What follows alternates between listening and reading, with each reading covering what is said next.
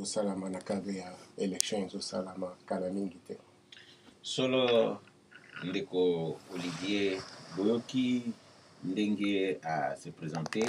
tozali na représentant ya UDPS Pays-Bas bayo bayebaki na noté tokoyebisa bino te boyeba Pays-Bas ezali na cellule ya UDPS déjà installée nde bayeba kolinga koyeba mingi pe boko tshaba coordonné ata pe soki bo contacter biso na radio Lisanga na fondation Lisanga na www.lisanga.nl bokokuta ba contact tokopesa bino bayeba kolinga koyeba kota na contact na bango. Solo tozali na masolo oyo tokosola pokwa ya lelo kasi lolenge oye kotala biso boye tokokabola pe ba sujet mosusu oyo ezali ya actualité nde yango liboso ya biso kokota na bozindo ya masolo ya pokwa ya lelo tokoloba nano mwa likambo oyo to makambo mibale oyo tomoni ete totia yango na attention ya balandi radio Lisanga. Tokobanda liboso na likambo oyo esalemi na mboka Mbujimai kuna na Kasai Oriental toyoki ete bapartisan ya gouverneur Ngoi Katsanji bazalaki attaqué na ba jeune kuna ye akendeki kosala campagne na ye mpona députation nde bakomaki na esika moko totoloba na quartier ya Simis kuna affrontement esalemaki na ba jeune babambi bango mabanga bazomeli bango nde police ayaki kopanza bato na gaz lacrymogène pe na force makasi mpona kosala ete mobulu wana esila bango baattribue responsabilité wana na UDPS kasi kote ya UDPS balobi ete wana ezali likambo na bango te balobi polele balobi ete population elingi lisusu ye Alphonse Ngoi Katsanji na chef de l'état na bango Joseph Kabila te po tokoyebisa bino bazali satisfait na mandat na bango te mais ça n'a rien à voir na UDPS. Solo wana ezali sango ya liboso tolingaki tokabola yango na bino mosusu ya mibale oyo mpe tolingaki totia yango na attention ya balandi radio Lisanga liboso ya biso kokota na bozindo ya masolo toza nango na pokwa ya lelo yango etali likambo ya tenue ya élection le 28 novembre soki ekozala reporté ou pas parce que numéro 2 ya Seni ye asilaki koloba ete report ya élection na quelques jours ekoki kozala possible soki na situation logistique nano bakoki te mpona kosalisa élection le 28 novembre. Donc report il y a quelques jours ya lobaki ekoki kozala ya 2, 3, 4, 5 jours. Kasi na nsima ye koloba boye bato baye kotelemela likambo wana nde baye kotuna ye lisusu aye kobongola baloba na ye na bato ya radio Okapi alobi ete ye atikali koloba likambo ya report ya élection te makambo manso bazali kokende na ndenge oyo bango bakolingela alobi ezali sur na 99,9% était total à 99,90% et la date il y a le 28 novembre par élection éco salima solo balandi radio Lisanga sikoyo to koti na masolo na ndeko na biso Olivier oyo ayekotala biso solo mikolo pe mileki to yoki makambo mingi basalemi liboso nanu tokobanda kopesa papa na biso Etienne Tshisekedi losako pamba te asili koprouve na ndenge akokoma ntango nyonso na mboka ya République démocratique du Congo mpe babesika oyo atikalaki kozala dernièrement na Kisangani na province orientale na kokende akei sikoyo na Kivu tomoni ezali na bato bayambi ye na lolenge mpenza oyo esengelaki bayamba moto oyo amiti candidat na élection présidentielle mpona bavote ye. Epe toyoki makambo mosusu esalemi mpe tout autour ya discours na ye apesaki mpona apartir ya Afrique du Sud na oyo aye kosala na Kisangani ndenge alobaki aye kolongola bato bobangi. Sikoyo topesi liloba na yo okoki koyebisa biso na par rapport ya sango oyeli biso na basujet ya actualité ndenge nini ozali komonela makambo wana mpe ndenge nini UDPS azali kose positionne. Bon, mpona maloba oyo papa Tshisekedi alobaki à partir ya féticide ezalaki ifalaki kaka aloba ngo bino mo boyeba kaka ke lokola tata na bana yo ozali tata na bana oza na bana na yo na ndako na mwasi na yo voisin azoya kobetaka bango mikolo nyonso azobeta chaque fois ozo expliquer mais aza oyoka te azoya kaka chaque fois kosala. Alors il a fallu un moment que papa Tshisekedi apesa bango message moko clair ke turo so ebomeki kobeta bokomona mpe oyo ya bino ezalaki nécessaire ifalaki kaka kosala yango. Et en plus na makambo tu alobaki wana eloko moko alobaki te ya mabe na kati wana ezalaki plus avertissement azalaki kopesa bango donc yango wana asalaki yango. Mais tomonaki kaka na nsima ere asali badéclaration na ye ke bato nyonso mokili mobimba bazwi liboma. Et pourtant ntango bandeko na biso ya opposition chaque fois bazalaki komarche chaque jeudi mpona kosenga nini baélection ezala transparente mpona kosenga nini accès ya fichier électoral, chaque fois police azali toujours koreprime bango kobeta bango ere nyonso mais mutu moko atikala ekoloba te.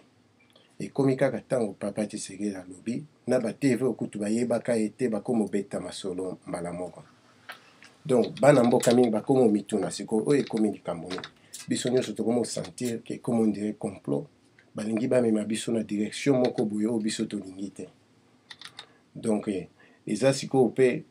biso nyonso tokomofungola misu sikoyo ifo tozala na bango mayele turo topesa bango chance wana te.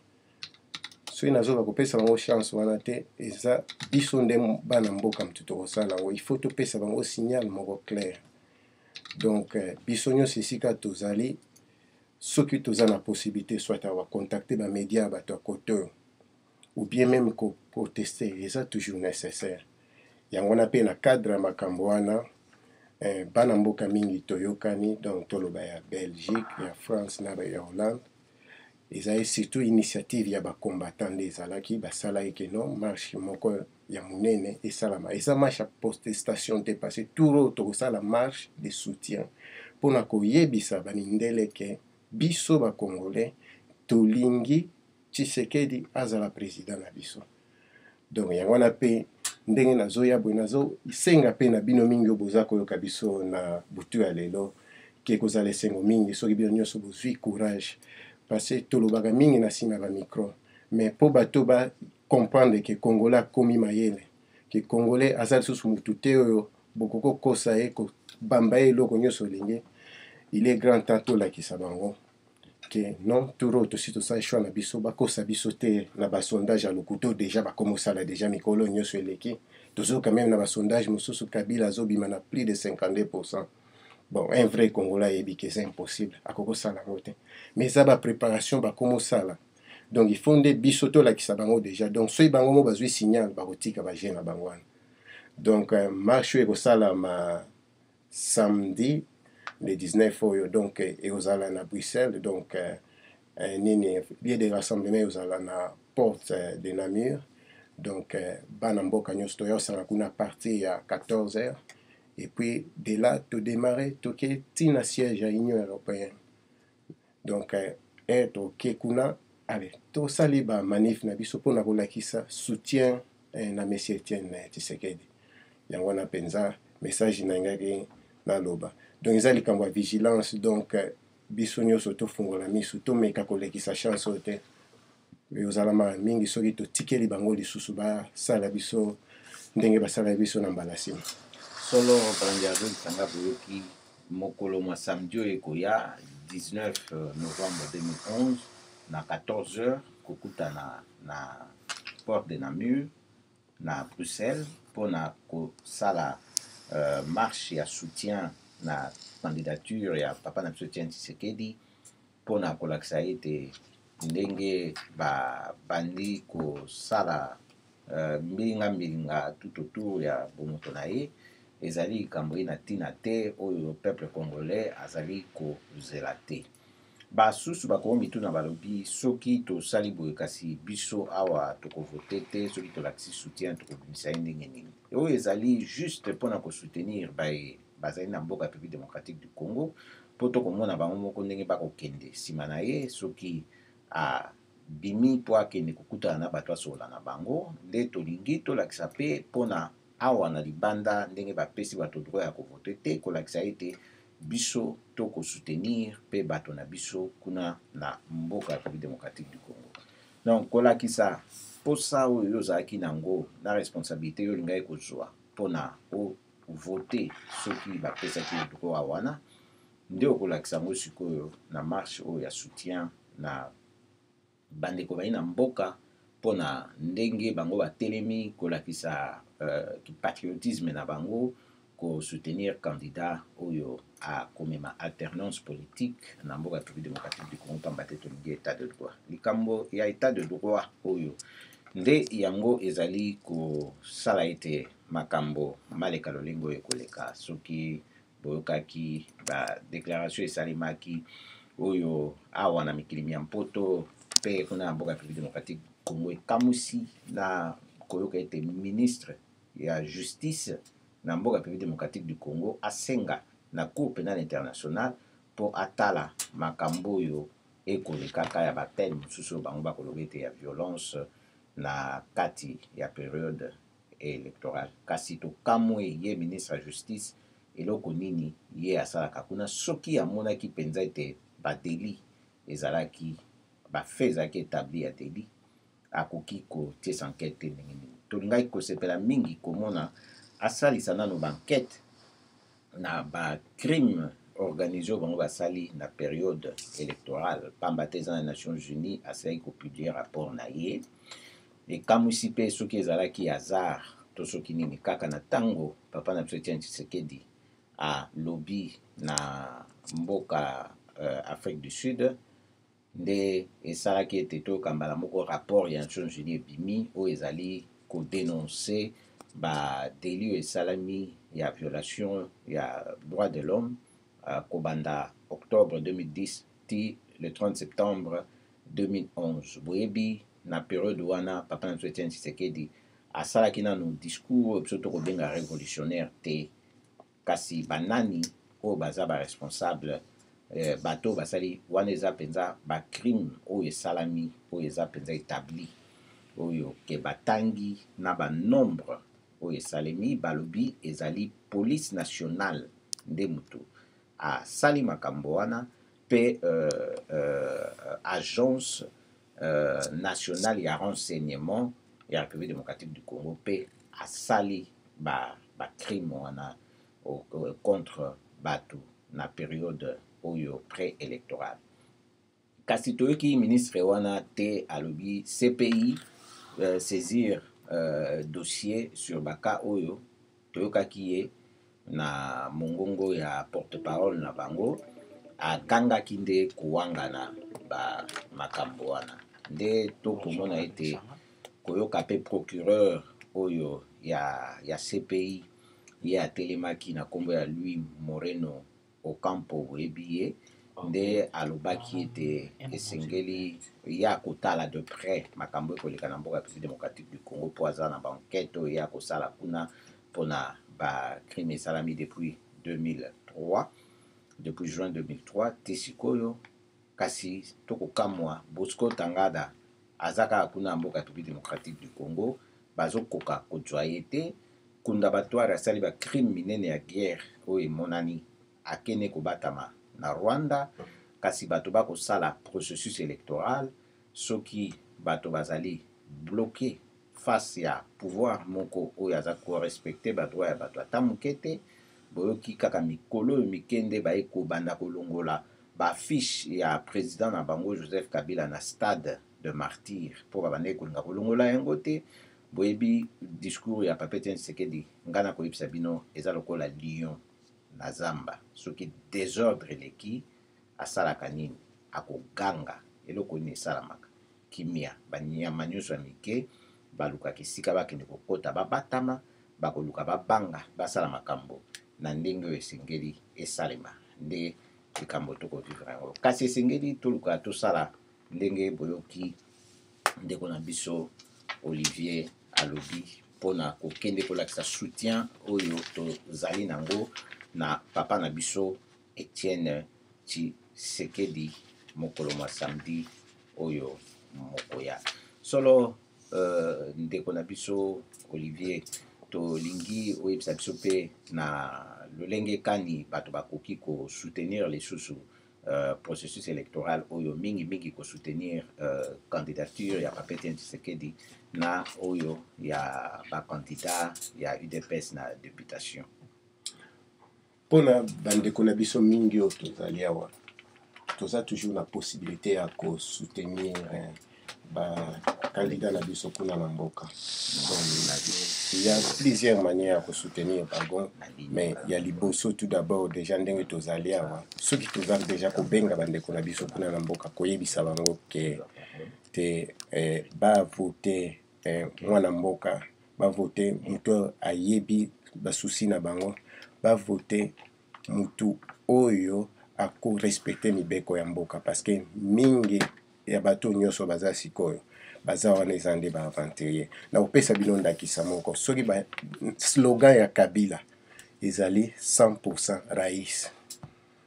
slogan ya Papa Etienne ezali le peuple d'abord. Eloko wana dezozo lakisa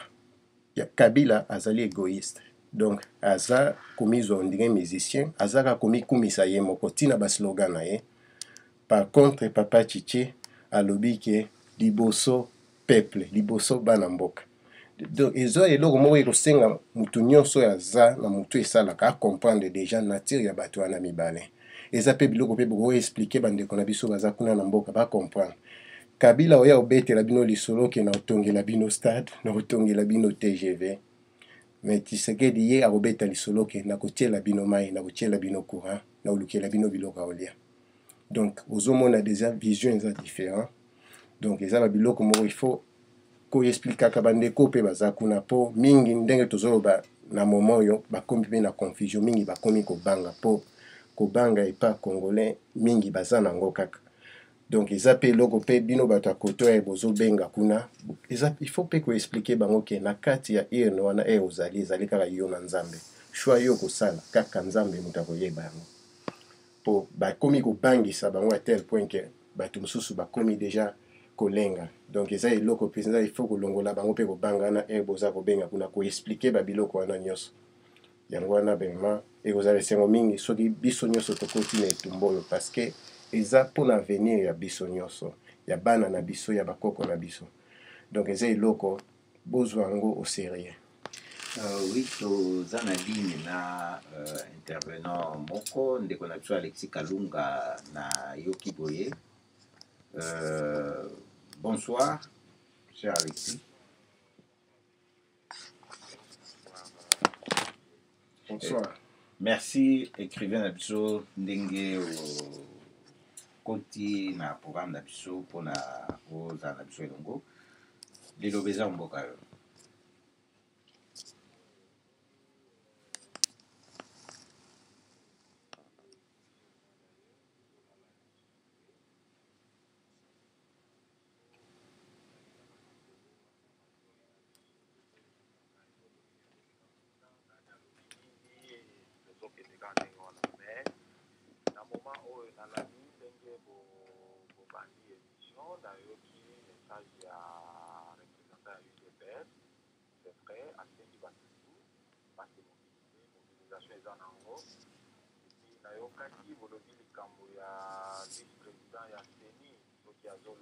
tentative na bango kaka ndenge basalaka ke il faut bareporte baélection ainsi de suite. pour des raisons logistiques. Bon, Bamakamboana et puis Nayoka Nibolobi, Makamboa CPI, la Cour pénale internationale ait un peu son regard sur le Congo tout et tout. Oyebi, Bamakambounion Soana, parce que parti politique baza na regard na bango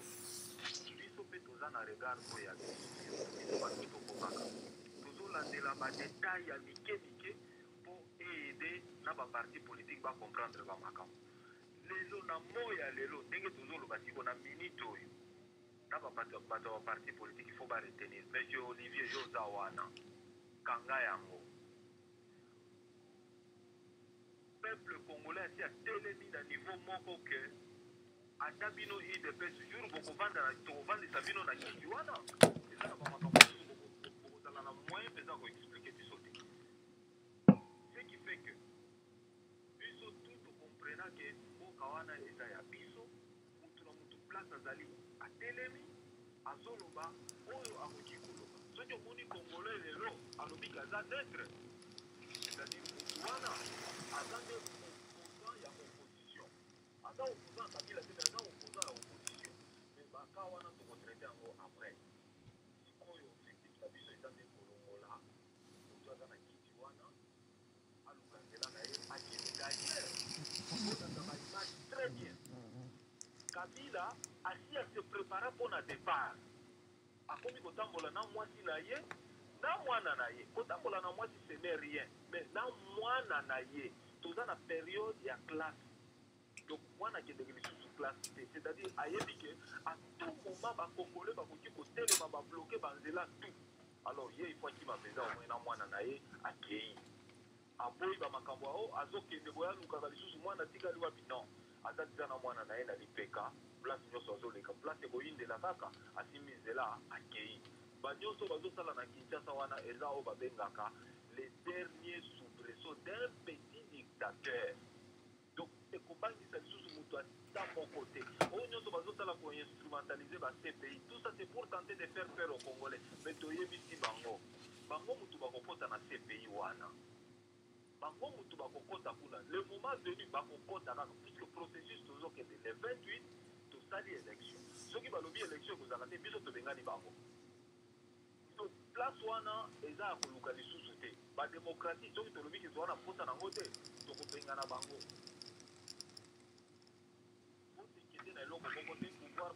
tobanda koloba bandakala ke eutaka na osika bazokende kotia yango na communauté internationale mais diaspora congolaise baza wapi la diaspora congolaise fait partie de la communauté internationale bango badécide balobi tozokende na congo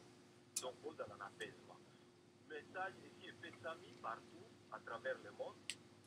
à partir ya le 26 le 27 tokobanda korode tout autour ya baambassade nyonso ya congo à travers le monde soki kaka nungunungu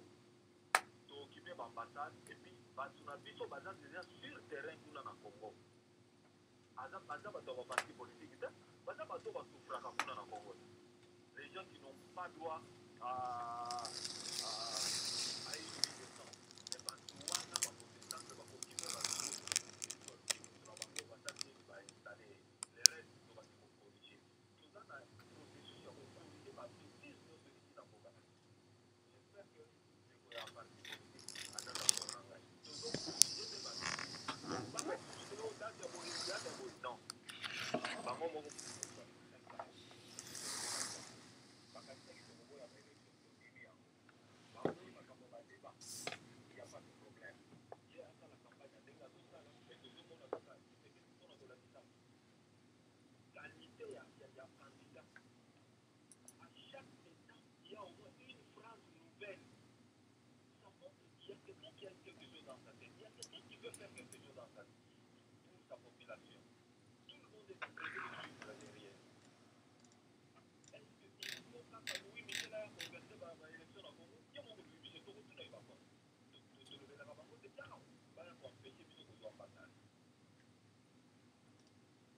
déclaration ici à l'ONU.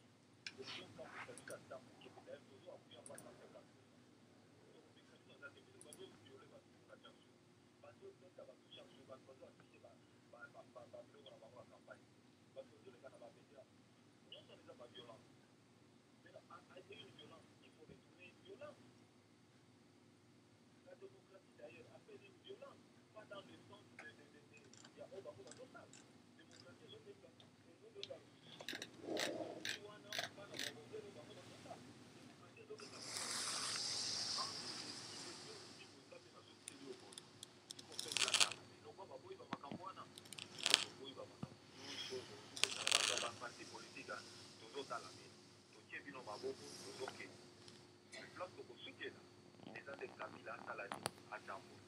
Solo Alexis Kalunga Nayokio étant écrivain,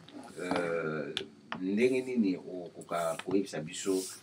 situation oyo ya président na bango Joseph Kabila akei na Goma akoki kosala bilan na ye te, andimi kaka ke aza na niongo na bango, donc nakoloba boye eza mpo bapromese apesaki na 2006 à remplir yango te, à réaliser yango te, mais andimi niongo mbala moko aki kopesa su ba promesse mosusu ya sika. Sikoyo soki sikoyo yo oza écrivain mpo na ngai namoni yo sikoyo lokola oza buku ya kofungwama, nalingi natanga o moke na situation wana sikoyo ozolobela yango ndenge.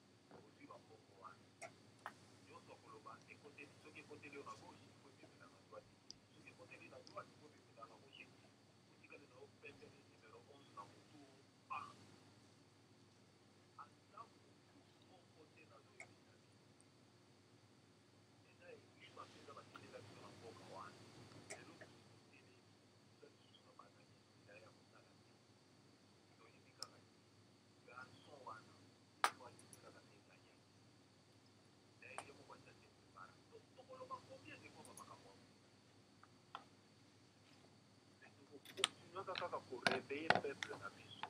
bobangi elongwa mpenza libela bobangi ekende mpenza bisika bikauka puisque awa eza des changements. C'est l'avenir de tout un pays qui est en jeu aujourd'hui. Et au-delà de l'avenir du Congo, c'est l'avenir de toute l'Afrique, toute la région de l'Afrique centrale qui est en jeu. Mais biso Congolais, Dieu merci, Congolais à télévis de l'intérieur comme de l'extérieur. Total mandian au bazana aneni wana. Mais le Congolais est venu. Solo. Tozana batuna armée wana. Ma camarade na biso, bazana armée, bazana la police. Yo kanisi baza konta kumona ba mito ba bitekimana na tete wana.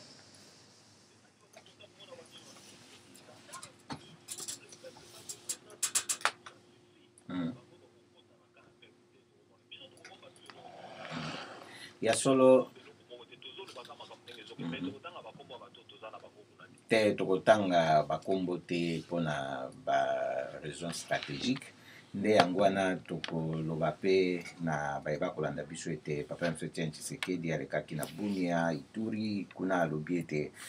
il faut kosala kolute mpona amélioration ya bacondition sociale ya bacongolais nde alobi akotala mpe likambo ya kosoutenir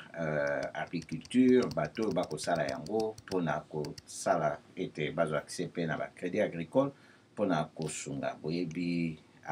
apele bato ndenge vile wana ejwa role monene na République démocratique du Congo mpona bilia ya bato na makambo mosusu kilikili oyo ke mikolo tozali oyo esila kokufa ekoka kosala masusu lolenge wana te solo wana eza ndenge tokoloba message oyo peuple aza nango besoin oyo ekoede réalisation ya baide oyo mpona développement ya pays et puis tokokoka komesurer yango facilement parce que ekoprofite na peuple ye moko directement sikoyo na likambo ya processus électoral ndenge eza kokende mpona vote mpo likambo nene ezali oyo biso nyonso tu totelemelaka makasi ezali mpona kosala ete trucage na bango esimba te mpo tomoni likambo ya fichier na bango babetani nango mutu nde bamoni ete bakangami mpenza mpo barevendication esalami na opposition mingimingi na UDPS elakisi ete ezalaki barevendication moko ya malonga nde ekimi bango wana bakomi koluka koempeshe bato basala bakampagne na bango na ndenge ekoki mpe te koluka kutu koempeshe bato bazala bisika oyo esengeleki mpona basala bakampagne lokola ezokende kaka kosimba te tokotala bazali koluka bamoye nyonso oyo bango bakomona eza malamu mpona bango mpona basala kasi na ntango oyo baélection ntango vote ekosalema wana esengeli mpe batémoin bazala na babureau de vote ndenge ndeko Alexis Kalungu eti oloba ete na bandingadinga ya mikolo wana bato na diaspora bazala bandingadinga ya baambassade kasi ezali mpe bien organisé mpona batémoin na babureau de vote to lisungi ezali wana mpo esalema tongi toyokana no liboso ndeko na biso Olivier mpona aloba likambo wana ebongo na nsima toyoka mpe ndeko Alexis Kalunga otia mpe likamisi na yo wana mpona likambo ya batémoin na babureau de vote mpo eza na importance monene bon mpona niveau ya UDPS bon bato mingi boyebi quand même ke UDPS eza na base moko vraiment na niveau national kuna na Congo donc toza na bacellule même na bavillage moko plus reculé ya Congo côté wana côté présence toza na biso malamu mais n'empêche kotia batémoin ezosenga mpe bamoyen mosusu ke moto akozala kuna il faut azala na telefone donc babiloko wana il faut mpe bokipe mwa moke journée mobimba oyo akozala wana mpona kolia na ye peut-être mpe na kolala na ye tout est possible donc wana nde kote wana mpe donc toza kosenga mpe ke na bana mboka nyonso basoutenir biso surtout kote wana parce que kodéployer 62 000 témoins eza je moke te bon toza komeka mpe kotravailler ensemble na baalie na biso donc bango mpe na ndenge baza na bakandidat na bango côté députation donc nyonso wana mpe eza kopesa mwa force mais n'empêche assistance ya diaspora ezala toujours kaka malamu soko eye donc bao bayebi te normalement site officiel ezali oyo ya soutien à papa Etienne Tshisekedi donc soki bolingi boyeba bainformation mingi côté soutien financier donc okokendeka na site ezali www.etienneTshisekedi2011.net donc à partir ya wana soki okei oza na possibilité ya omona numéro ya compte bancaire oyo eza na cadre ya campagne eza mpe na possibilité mosusu ofuta soit par carte de crédit soki ozali nango bien oza na compte ya PayPal donc babiloko wana nyonso eza nécessaire mpo élection koorganize baélection kotinda batémoin partout eza quand même mpe mwa logistique moko eza kosenga mpe mbongo donc eloko wana bandeko na biso mingi totenir nango compte oyo nyonso tozosala eza malamu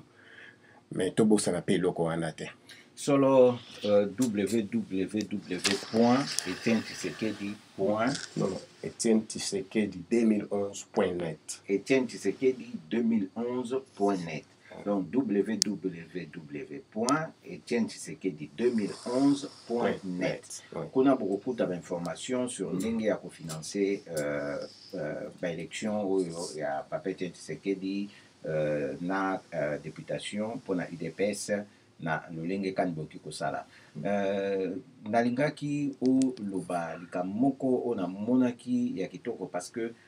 ezosala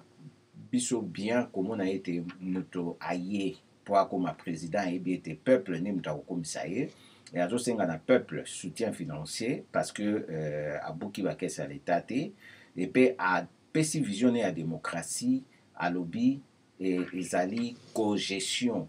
ya l'état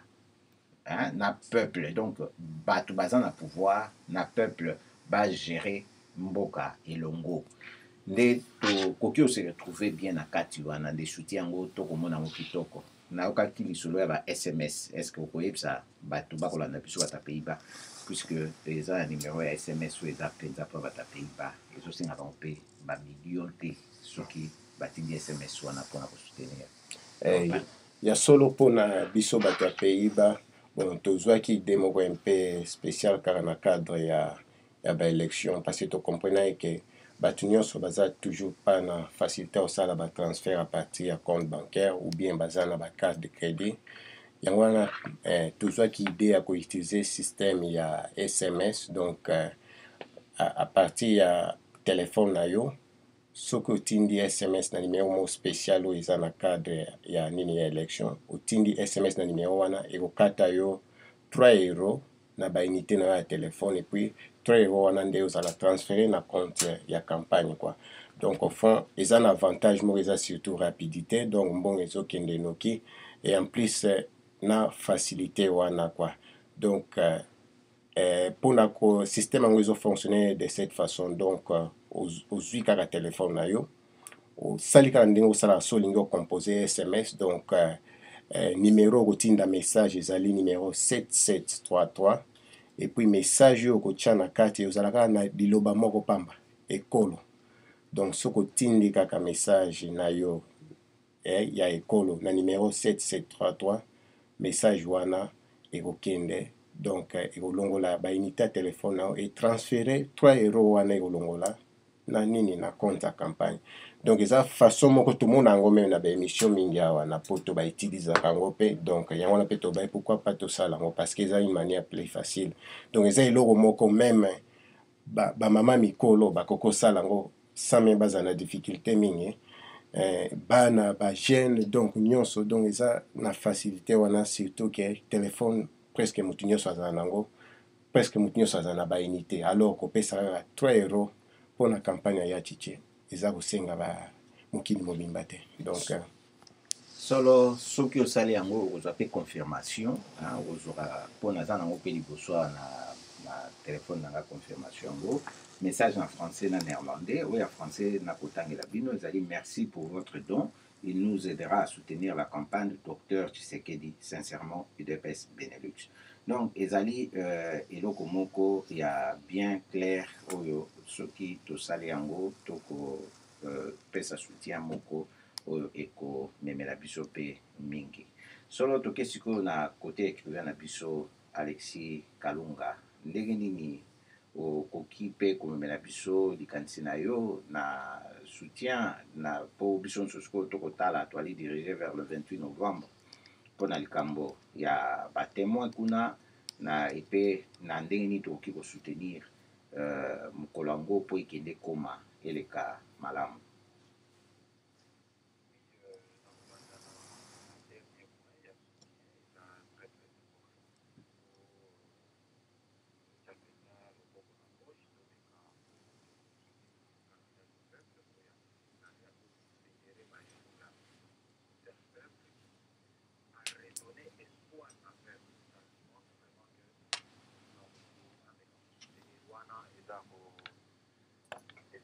encourager et puis aussi tolobelaki mpe baaspect mosusu ya soutien maintenant oyo eza soutien directement na peuple na cas oyo bakolobaki batriche bameka kose maintenir au pouvoir alors le peuple qui va résister aura aussi besoin d'un soutien wana tositolobelaki yango déjà na honorable Roger, tositolobelaki yango bamakambo baéchange esalema et puis bastratégie ezocontinue tout ça et puis toza ozake donc place wana soutien total, il n'y a pas de problème, il faut se mobiliser davantage, et la base arrière ya mutu na mutu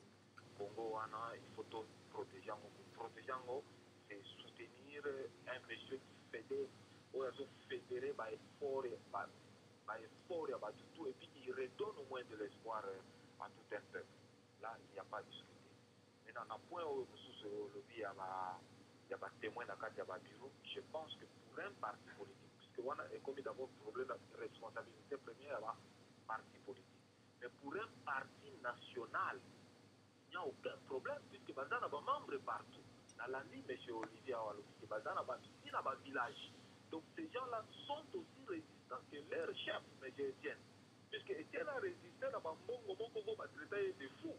Donc j'espère que Batouana va résister puisqu'il n'y a pas moyen de faire voyager les gens qui puisqu'on a l'impression que Kinshasa va beaucoup plus résistant que Batoussous. Mais je pense pour un parti national comme l'UDPS aujourd'hui, on a fédéré dans un effort. Donc, à cause de la témoin dans beaucoup de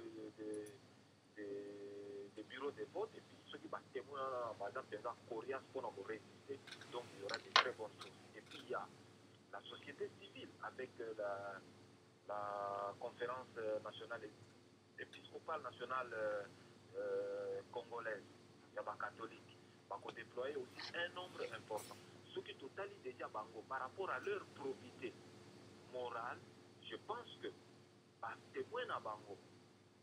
environ 30 000, c'est déjà beaucoup. Donc, Bango Zala a un point très sensible, oh, il faut ça les manier, place ou en tricherie à Makasi Boki, et puis Bango Zalawan. Bango Zalawan, et nous sommes sûrs que Elokomoko, Moumaya bien, et Kobo Zamana Kongo, année Oyo, en mois de décembre. C'est totalement ma campagne. Le cardinal Monsengo a dénoncé la fraude secrétaire. La fraude doit pouvoir. Il ne faut même pas effrayer. Puisque témoin dans le bureau. Tout de suite après le vote, le bureau est fermé. Dépouillement est banni. D'ailleurs, lorsqu'on a lancé une fois un message que le peuple doit être tout autour du bureau. Ceux qui sont là, la Libanda pour nous protéger la voix na bango. Tout de suite après élection, il y comptage. Bazo compter qui c'est que 10 000, 10 000 bébés. Tout de suite, Moutou Bango a tenu message, place fois. Place pour banda compiler. Ceux qui sont qui quand on cause l'instant où ils voulaient d'ailleurs. Est-ce que vous avez un analyse dans les résultats? Tous les Bango disent les 6 pour la Macaponi. Les Congolais, Tokola, la Kate Jourouana. Élection aux États-Unis, aux États-Unis. Batouala, la Kite Kaka, où y donc il faut peut-être tout ce qu'elle a fait Jourouana et que vous allez lundi. Puis surtout, on va vous quitter le lendemain. Ceux qui vont vous faire la capeza, non, vous excusez, puis ces gens dans le Macapon, ma belle, pour na Congo, Togoya, Missala, na Binote. Ceux qui vont au Katambongo, Jourouana, Bakata. Tout la loko na tout fortifié bande qu'on a vu se va résister si la dernier bureau de vote va aussi sa comptage un petit nombre total majorité est coquille au imulu de lobini ce que lobini autour de la 3 jours dormi rien puisque toi déjà ma président à vous bien puisque toi na baza ba margoulé na modèle moko il mérite même pas 1 milliard. Il y a confiance. Les gens qui tuent, les gens qui violent, les gens qui mentent, les gens qui font tout le mot possible. Bon, il ne peut pas se le soutien à ma famille. Serveur wana, et vous tirez la canne. Pour faciliter, compter, bulletin, témoin de notre bazar en cas wana, signer procès verbal, pas la bonne pété. Donc, ma cambo va servir et effrayer du sauter. Et effrayer du sauter, peuple est à la mobiliser. Là-bas, ma cambo, tout le bas qui là-bas, honorable Rocher. Il faut peuple à la tout autour du bureau. Parce qu'on vote dans le bangon à Tongo, si ceux qui n'ont pas 20 heures, parce qu'on quitte la bande à Koubalé et puis Bazo Douana. L'air est là, ça va être fumé, parce qu'on va dire que la bande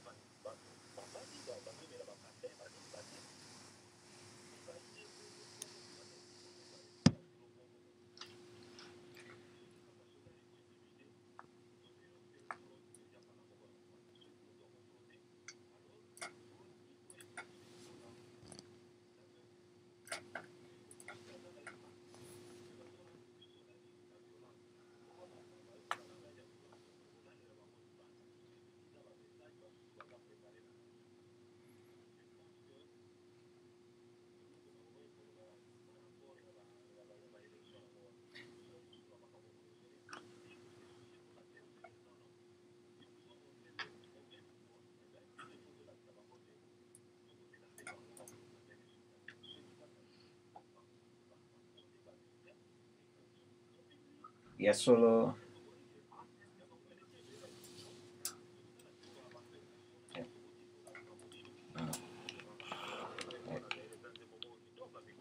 oui.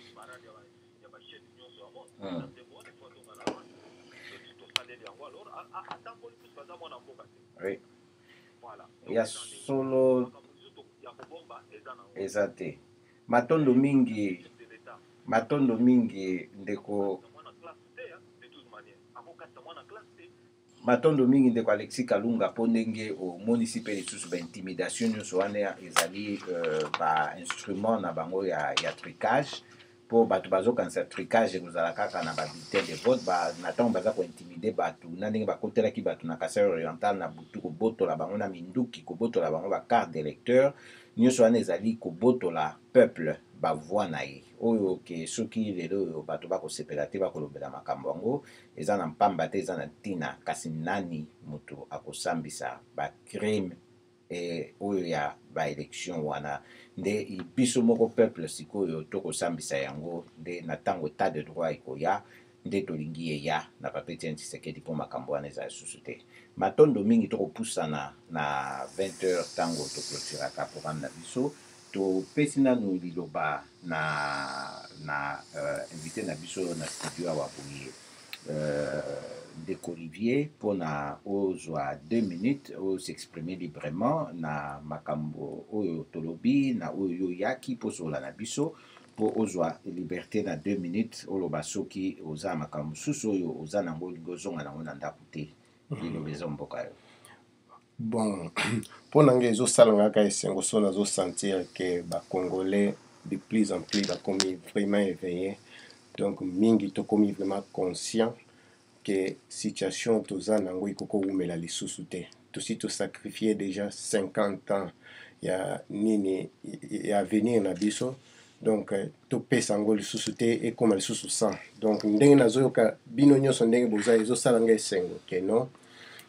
eza lisusu neti kala te donc tokomi mpenza éveillé ezosala ngai esengo mingi mpenza